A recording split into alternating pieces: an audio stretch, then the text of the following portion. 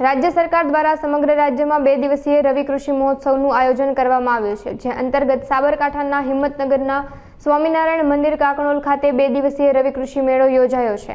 ખેડૂતોને રવિ પાકો વિશે આધુનિક તાંત્રિકતા અંગે માર્ગદર્શન અને ખેડૂતલક્ષી વિવિધ સહાય યોજનાઓ અંગેની સમજ મળે તે હેતુથી રવિ કૃષિ મહોત્સવનું આયોજન કરાયું છે। જિલ્લાના 8 તાલુકાઓમાં તાલુકા કક્ષાના કાર્યક્રમ યોજાઈ રહ્યા છે, જેમાં વિવિધ ખેડૂતલક્ષી યોજનાના લાભાર્થીઓને લાભનું વિતરણ પણ કરવામાં આવી રહ્યું છે। વધુમાં પ્રાકૃતિક ખેતી કરતા ખેડૂતોને પ્રાકૃતિક ખેતી, મોડલ ફાર્મિંગ અને મિશ્ર પાકો અંગે જાણકારી આપવામાં આવી હતી।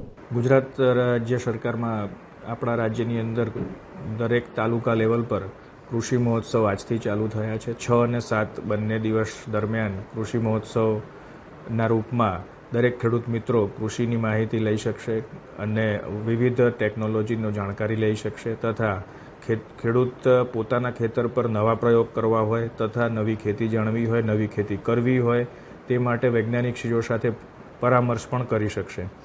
રવિ કૃષિ મહોત્સવ 2024 અંતર્ગત 247 તાલુકાઓની અંદર આ કૃષિ મહોત્સવ થનાર છે, જેમાં સાબરકાંઠાના તમામ 8 તાલુકાઓમાં રવિ કૃષિ મહોત્સવનો આજથી શુભારંભ થયો છે।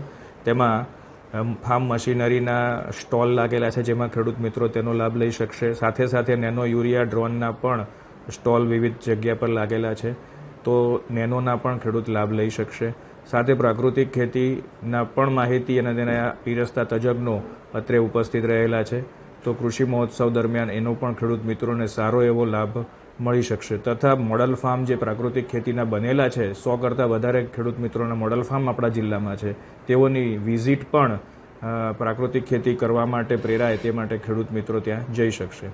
ટૂંકમાં રવિ કૃષિ મહોત્સવથી ખેડૂતોની ખેતીને સર્વાંગી વિકાસ થાય અને ખેડૂતોની આવક ડબલ થાય, જે માનનીય વડાપ્રધાનશ્રીનું સપનું છે, એ સાકાર કરવા માટે રાજ્ય સરકારશ્રી તરફથી આ એક પહેલ છે। ધન્યવાદ।